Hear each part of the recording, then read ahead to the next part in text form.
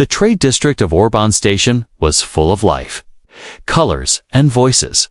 Vendors shouted, music played from glowing speakers, and different alien species walked past each other in rush and rhythm. But then, something changed.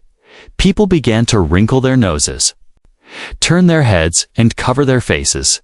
The air, once filled with food and spice, now carried something else's smell no one wanted to name. From between the crates and market stands, a small figure stepped forward. She was thin, dirty, and shaking. Her clothes were torn, soaked with something brown and sticky. Her skin, a pale violet beneath the grime, was cracked and dry. Her long ears drooped low, and her eyes didn't meet anyone's gaze.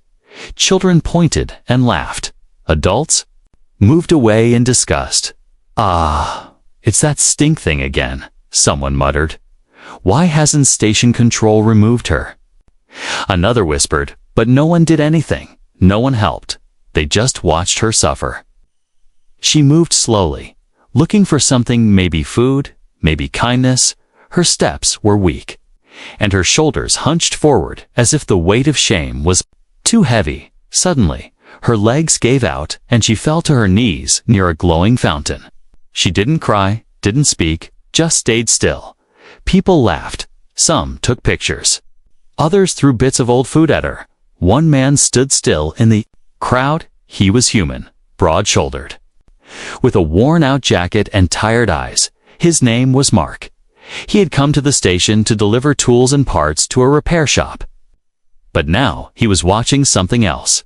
He didn't move at first, just stared at the small alien girl on the floor. Then, as someone tossed a piece of rotten fruit at her, something snapped in him. Mark stepped forward, his boots thudding against the metal floor. "Hey," he shouted, his voice strong and full of anger. "Back off." The crowd went silent.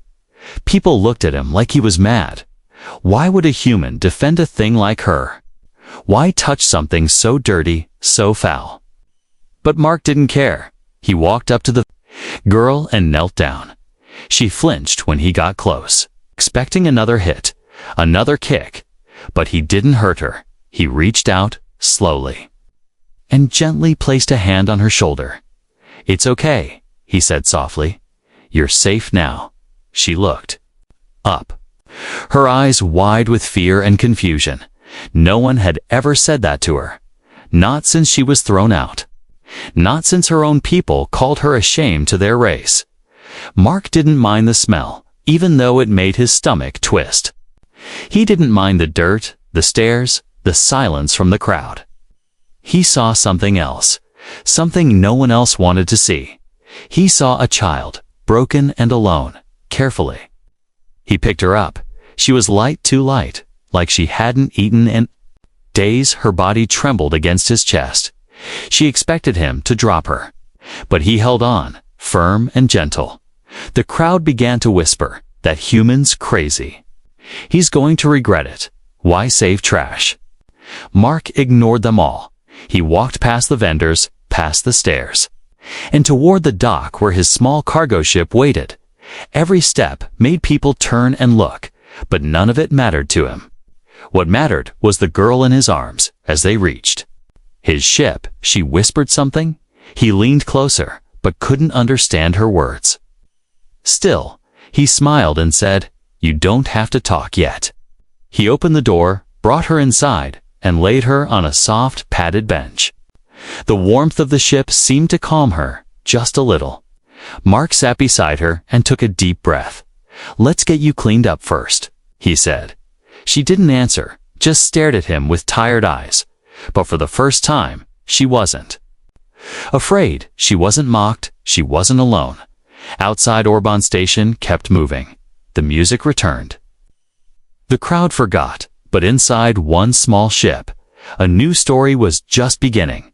One that started not with hate or fear, but with a whisper, "You're safe now." Asterisk inside the small ship.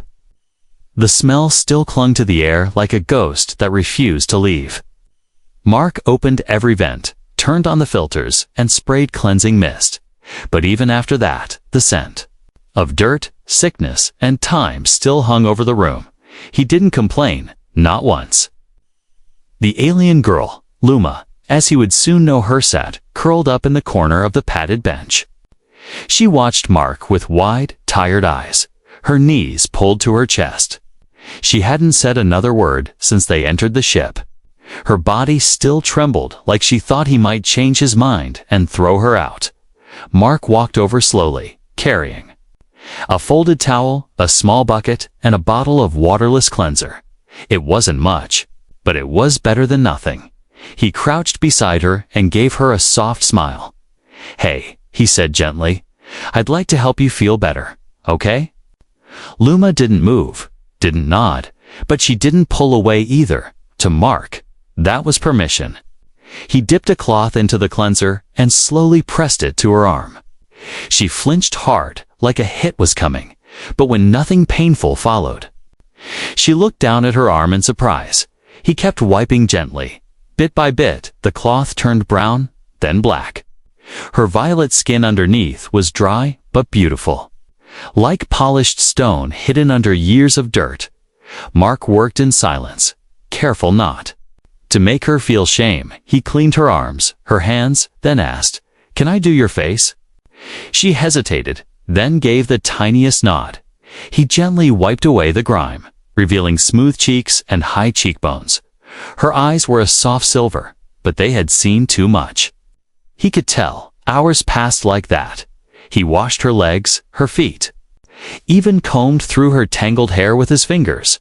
He didn't rush, didn't judge. At one point, she even leaned into his touch just for a second, but it happened when it was done. Mark took out a small thermal shirt and soft pants from his spare locker. They were too big for her, but they were warm and clean. He helped her slip into them, never once treating her like something shameful. And when he looked at her again, he almost couldn't believe the change. She still looked thin and fragile, but now she was clean. Her hair was a deep silver blue, her skin glowing like a soft gem.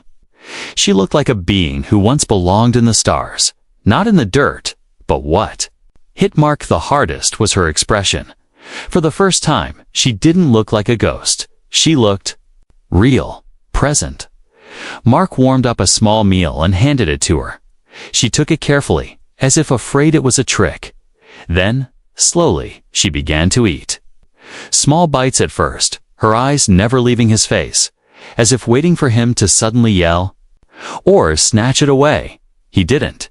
He just sat nearby and smiled. "I don't know your name," he said. After a while, she paused, her hands frozen in the air.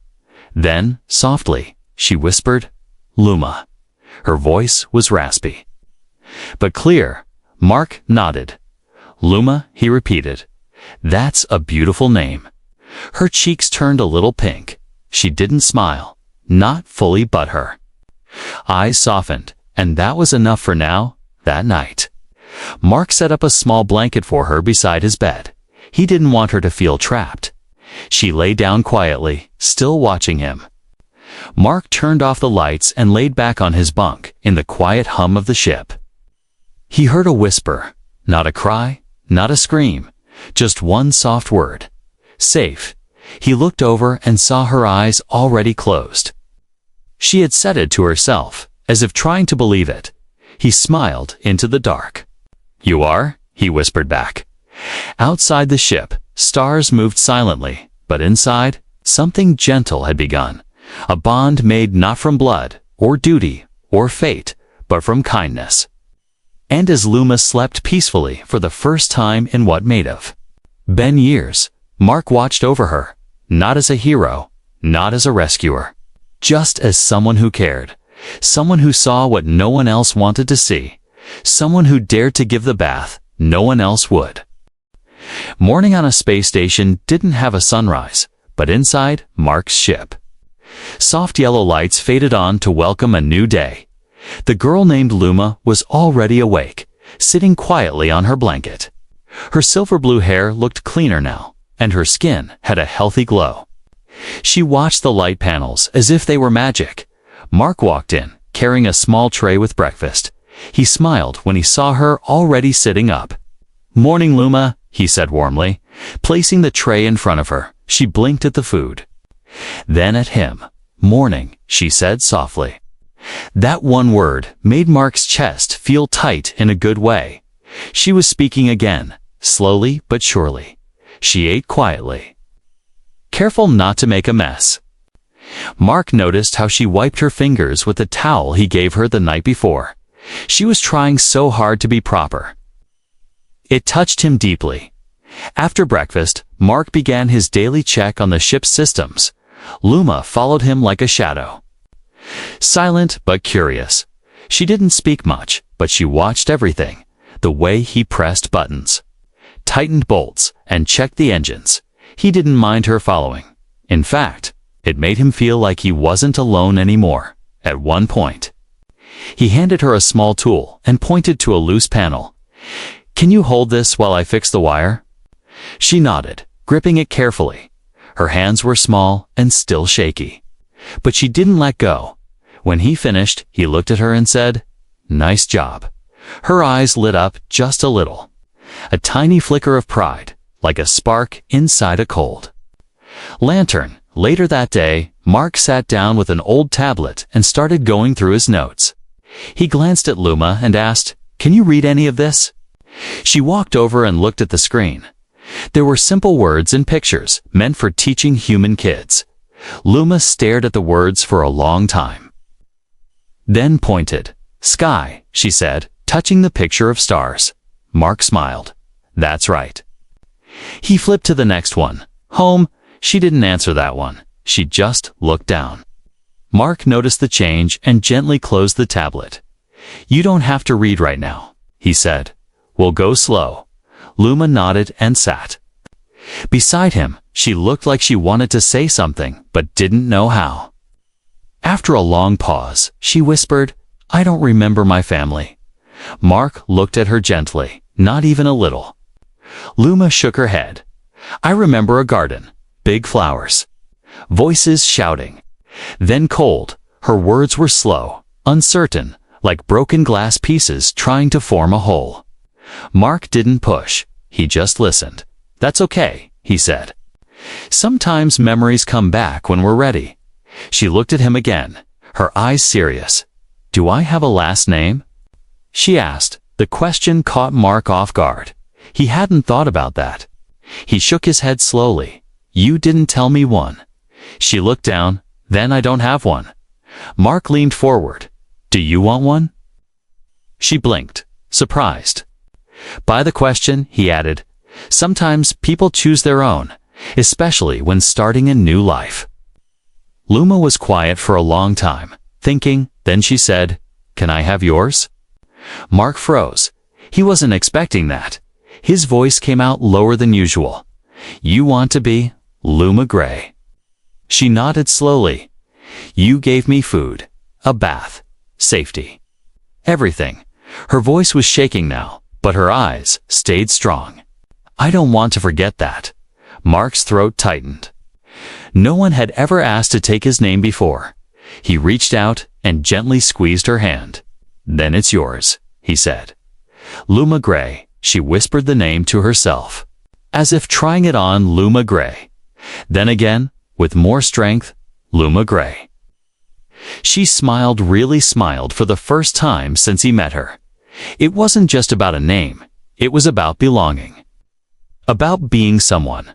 Mark stood up and pulled out a small data card. He opened a form and typed, "Luma Gray Rescue. Age unknown, species Iseron variant." He added her to his ship's passenger list. Official and real. For the first time, she was on record. She existed. She mattered that night. As they shared a simple meal, Luma sat a little closer to him. She still didn't talk much, but her eyes were brighter at bedtime. She placed her blanket next to his bunk without asking. Mark didn't say anything. He just smiled and nodded. She was finding her place, step by step, and as she whispered her new name one last time before sleep, Luma Gray, the stars outside the ship twinkled quietly, as if they finally remembered her too. It had been 2 weeks since Luma came into Mark's life. Every day she grew stronger. She ate well, slept soundly, and even started smiling more. She still didn't talk much, but when she did, her voice was soft and calm. Mark had taught her how to use the cleaning unit, how to prepare simple meals, and even how to check basic ship readings. She learned quickly, always eager to help. One morning, Mark said, "We're going to stop at Station Verdun 6 for supplies." Luma froze, her smile fading. He noticed it right away. Something wrong? He asked gently. She looked down and whispered, "People." Mark knelt in front of her, placing a hand on her shoulder. "People can be cruel," he said, "but not everyone." "I'll be with you," he added. "They won't touch you." She nodded slowly, trusting him more than her own fear. The docking went smoothly. Verdun 6 was a mid-sized trade hub, filled with bright lights, tall ceilings, and all kinds of aliens walking in every direction. Luma stayed close to Mark, holding the edge of his coat with her small hand. She wore the clean clothes he gave her, and her hair was tied back neatly. She didn't smell anymore, not even a little, but the whispers started the moment they stepped into the station. "That's the rock girl," someone hissed in their native tongue. "Isn't that the garbage creature from Orban? Is she still with that human?" Mark heard them all, his jaw clenched, but he kept walking. Luma didn't say anything, but her hand gripped his tighter. Her eyes scanned the ground. Avoiding every gaze, Mark led her into a small market shop and handed her a list. "Want to help me find these?" he asked, pretending nothing was wrong. She nodded and took the list with both hands. As they moved through the store, more stares followed them. A tall insectoid vendor sniffed and muttered, "Still reeks of rot." Luma dropped the can she was holding and backed away. Mark stepped between her and the vendor. "She doesn't smell," he said firmly, "and she's not your problem." The vendor blinked in surprise and said nothing else. Luma's hands shook as she picked the can. Back up, her eyes were glassy, but she didn't cry. Mark gently took the can and carried it for her. "You're doing great," he whispered. "You don't have to listen to them." They finished shopping and walked to the medical wing for a quick scan. Mark had set up an appointment with a neutral station doctor, someone who didn't judge. Luma sat nervously on the table while the scanner moved over her body. The doctor read the results, then smiled. "She's healthy," he said, "stronger than most children her size." Luma looked up with wide eyes. "Really?" she asked. The doctor nodded. "You've recovered completely." Mark smiled proudly. "Told you." They left the clinic, but the hallway was crowded. More whispers followed, more cruel words. Then someone spat on the floor near Luma's feet. "Garbage," the voice said. Mark turned quickly, his eyes burning with anger. But before he could speak, Luma stepped forward. Her small voice rang out, clear and loud. "I'm not trash." The crowd went quiet. Even Mark was surprised. Luma stood straight, her shoulders lifted, her chin up. "I'm not rot, not filth, not garbage." She said again, "I have a name." Luma Gray. Mark stepped beside her, his voice calm but strong. "And I'm proud of her," he said. "Anyone who has a problem with that can walk away." The silence stretched for a few seconds, then the crowd began to move again, muttering less.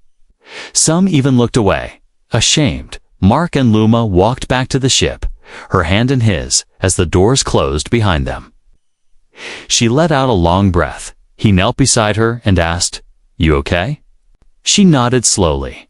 "I said it. You did?" he replied, smiling. "You were amazing that night." They sat together on the couch near the control panel. Luma drew with a small stylus, making little shapes and stars. She handed Mark the pad. On it was a picture of him with a shield around her. Above them were the words, "I'm not trash." He smiled and gently ruffled her hair. "No, you're not," he said. "You're my crew." And deep in the silence of space, where only the stars could listen, the whispers from the station faded. but the words she spoke stayed strong. She wasn't just the girl everyone mocked anymore. She was Luma Gray, a name the stars would never forget again. 3 days passed after the whispers on the station. Luma was stronger now, more confident. She even joked once, calling Mark Captain Gray, and laughed when he saluted with a spoon. But under the joy, something heavy still followed her. A question she didn't speak but always carried in her eyes. One morning, while Mark was checking the navigation system, a signal flashed red. Incoming ship, approaching fast. No weapons, but high rank. Mark stared at the screen, frowning. He tapped a few buttons and read the identification code. His chest tightened. It was an Iseron royal ship. He didn't tell Luma right away. Instead, he calmly made tea and sat across from her in the small dining area. "We have visitors," he said.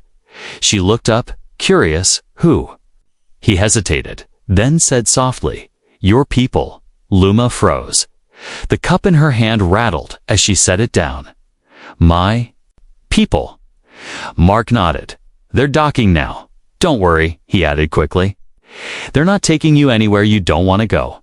The ship docked with a gentle thud. Moments later, the main door hissed open. 3 tall figures stepped into the ship, elegant, cold, glowing with symbols of power. They looked almost like Luma but taller, dressed in flowing robes.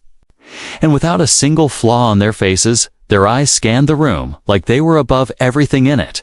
The one in front, a woman with silver hair and a long neck, spoke first. "This is the one?" she asked, voice flat. "The one we left behind." Luma stood near Mark, not speaking. The second Iseron, a male with golden patterns on his skin, stepped forward. "She's alive," he said, as if it surprised him. "She survived the rot." Mark stepped in front of her, voice sharp. "She didn't just survive," he said. "She healed, grew strong, and earned a name. She's not some broken thing. She's Luma Gray." The third figure, younger than the others, raised a brow. "You gave her your name?" Mark nodded. "She chose it," she asked, "and I was proud to say yes." The Iseron woman turned to Luma finally. "You were born Luma Ivan," she said coldly. "You were marked unclean and exiled. At age 6, we believed you would not live more than a week." Luma looked down, then raised her head slowly. "I almost didn't," she said, her voice steady. "I was hungry, cold, and afraid. No one touched me, not even to hurt me, until he did." She pointed to Mark. "He picked me up. Even when I was filthy, the golden-skinned." Iseron sighed. "You were a mistake," he said. "But the blood of the house still flows in you. You may return, if you choose." Mark's heart pounded. He looked at Luma, expecting her to tremble, to run. But she stood tall, breathing slowly. "Why now?" she asked. "Why return me now?" "Because I look clean. Because I don't stink anymore." The room went silent. The younger Iseron shifted uncomfortably. "It is tradition," he said. "Those who survive may return." Luma's eyes burned not with fear, but with truth. "I don't want your tradition," she said. "You gave me nothing but a cold floor and silence. I don't remember warmth until he gave it to me." She turned to Mark, her eyes soft now. "You were the first person to call me safe," she said. "You didn't care about my skin or my smell. You cared about me." Mark tried to speak, but his throat caught. He managed to smile, blinking fast. "I just did what was right," he whispered. The Iseron woman narrowed her eyes. "You would give up a royal title for this?" Luma smiled gently. "I already have something better." The older Iseron looked disappointed. "You are free to choose," she said. "But you have shamed your bloodline." Luma took a deep breath and stepped beside Mark. "I carry his name now," she said, "and I'm proud of it, if that's shame to you. Then I don't want your pride." The visitors turned and walked away, silent and cold.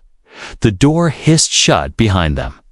Mark let out the breath he'd been holding. He turned to Luma and asked, "You okay?" She nodded slowly. "I chose," she said. And that was enough, that night. She drew a new picture. It showed her old people on one side, gray and cold, and her and Mark on the other. Full of color, she wrote 2 words under it, big and bold. Found family. Luma sat quietly at the edge of Mark's ship. Staring through the round window, the stars looked calm. Like cold lanterns spread across a velvet sky, she touched the flower clip in her hair, the one Mark had given her back. At Verdant 6. It was a simple thing, but it meant more than gold to her, more than any throne, any bloodline, any crown. Since her people had left, Mark had noticed something changing in her. She walked taller, smiled more often, and asked questions about the ship's systems, but there was something else, to a kind of calm strength that hadn't been there before. She had chosen her own path, and she stood on it without fear. A soft chime rang out through the ship. Mark walked over and checked the console. "A delivery drone's docking," he said. Surprised, "I didn't order anything." The hatch opened with a hiss, and a small hover drone floated inside. On it sat a sealed black box with an elegant silver crest. Luma's eyes widened. She recognized the symbol. "It's from them," she whispered. Mark opened the box carefully, ready for anything. Inside was a folded note and a strange object. The note was short and cold, just like the Iseron. She rejected her name, but the crown still recognizes her. Beneath the note was a glowing crown, smooth and curved, like it was shaped from light itself. It was ancient, far older than anything Mark had seen before. The material shimmered between gold and crystal. It hummed softly, as if it was alive. Mark stepped back, frowning. "I don't like this," he said. "They sent it like a gift, but this feels like a trap." Luma walked closer, her fingers hovering above the crown, but not touching it. "I know what this is," she said softly. "It's the crown of Ivan. It only reacts to bloodlines." To truth, Mark looked at her, his voice gentle but firm. "You don't have to touch it," he said. "You don't have to prove anything to them." Luma shook her head slowly. "I'm not doing it for them," she said. "I want to know if I really am who they say." She reached out and placed her fingers on the crown. In an instant, it lit up like a sun. The humming turned into a soft, melodic tone, almost like a song. The entire ship trembled lightly, as if it were bowing to something greater. Mark's eyes widened. He had seen many strange things in his travels, but never had he seen a relic respond like this. "Luma," he whispered. It chose you." The crown floated gently and lowered itself onto her head. It fit perfectly, adjusting its size and shape. The soft glow surrounded her like a halo. But Luma didn't look proud or royal. She looked thoughtful, quiet, and calm. "I'm the heir," she said softly, "but I don't feel like a queen." Mark walked up to her and placed a hand on her shoulder. "You don't need a crown to be strong," he said. "You already proved who you are the day you stood up to your people." She looked up at him, the crown still shining on her head. "I don't want a throne," she said. "I want a family." Mark smiled. "Well, you've got one right here." The next day, word began to spread. Somehow, the drone's sensors had captured the moment the crown lit up.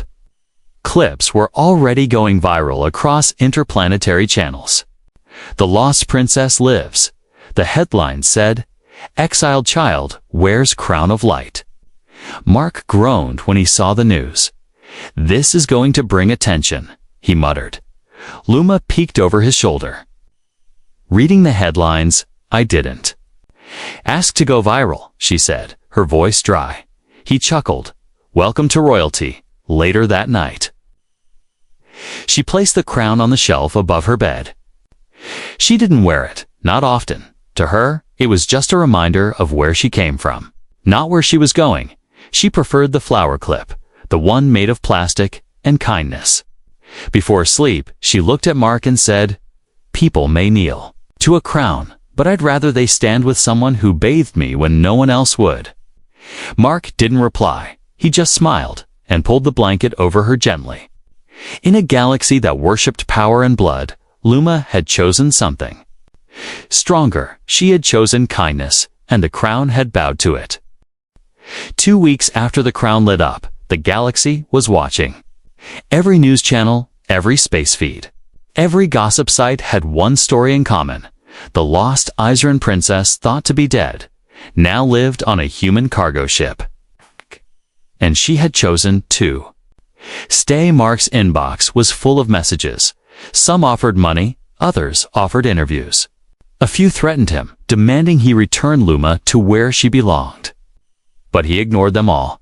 He only cared about what Luma wanted. One morning, a message came that he couldn't ignore. A formal invitation, sealed by the Izeran High Council. They requested Luma attend the Festival of Renewal, a sacred event held every 10 years. It was the moment when crowns were blessed and old wrongs forgiven. This time, they wanted Luma to stand in front of all. Wearing the crown of Ivan, Mark showed her the message. Unsure how she would react, she read it slowly, then sat down in silence. For a while, she didn't speak. Then she said, "They want to parade me like a statue." He sat across from her. "You don't have to go." She nodded. "I know. But maybe it's time," she added, looking out the window. "Time to let them see who I really am now." Mark didn't argue. He just asked, "Do you want me there?" She looked at him like the question was silly. "Always," she said. "You're the reason I'm still here." The festival was held on the Izeran homeworld. It's a glowing green and gold planet full of beauty and control. Mark had never seen a place so clean, so sharp, so perfect on the outside. But he could feel the tension in the air. Every Izeran who saw Luma did a double take. Some bowed quickly, others turned away. Ashamed, Luma wore a simple white gown she had chosen not to wear. The official robes they sent her, instead of heavy jewels. She wore the flower clip Mark gave her, right next to the glowing crown on her head. A symbol of both the past and the person who saved her from it. The grand hall was full of light and silence. Thousands of Izerans stood in rows, tall and expressionless. At the front, the council waited, robes flowing like waterfalls. Luma stepped forward slowly, Mark just behind her. She didn't tremble, didn't lower her head. She stood like someone who had walked through fire and survived it. The lead counselor raised a hand. "Luma Ivan," he said, "daughter of the house-bearer of the crown, do you return to reclaim your birthright?" Luma looked around the hall, her voice clear. "I return not to reclaim, but to remind. I was thrown away like trash," she said, laughed at, avoided, called names, rot, beast, stink. The crowd shifted, eyes lowered, and yet she continued, "One person, one human gave me what no one else did. He gave me kindness." She turned and motioned to Mark. "He is not Izeran, not of noble blood. But he treated me like I mattered. When I was filth, he bathed me. When I was nameless, he gave me his name. When I had no place, he gave me a home." The hall was silent. Every word echoed like thunder. Luma stepped forward, crown glowing softly. "I don't want your throne," she said. "I don't want revenge. I only want every child dirty or broken or unwanted to be treated like I was by him." She turned to the crowd, her voice steady. "Kindness is greater than blood. Compassion is stronger than tradition, and no child should be forgotten like I was." For a long moment, no one spoke. Then, slowly, the younger Izeran began to clap. A few at first, then more. Soon, the entire hall was filled with sound, not silence, not mockery, but applause. Mark stood in the back, arms crossed, smiling softly. Luma turned to him and smiled too. Not the shy smile of a scared girl, but the proud smile of someone who had taken back her life later as they boarded the ship again. Luma took off the crown and set it on the shelf. She kept the flower clip in her hair. Mark raised a brow. "You're not keeping the crown on?" She shrugged. "It's nice," she said, "but this clip's lighter." He laughed, and she laughed too. Then she looked out the window one last time. The homeworld faded behind them. But she didn't look sad. From mockery to majesty. She whispered. Mark looked at her. "You earned it." "No," she said gently. "We did," and with that, the ship flew back into the stars, carrying not a queen, not a runaway, but a girl who had once been called trash and was now loved, named, and never alone again.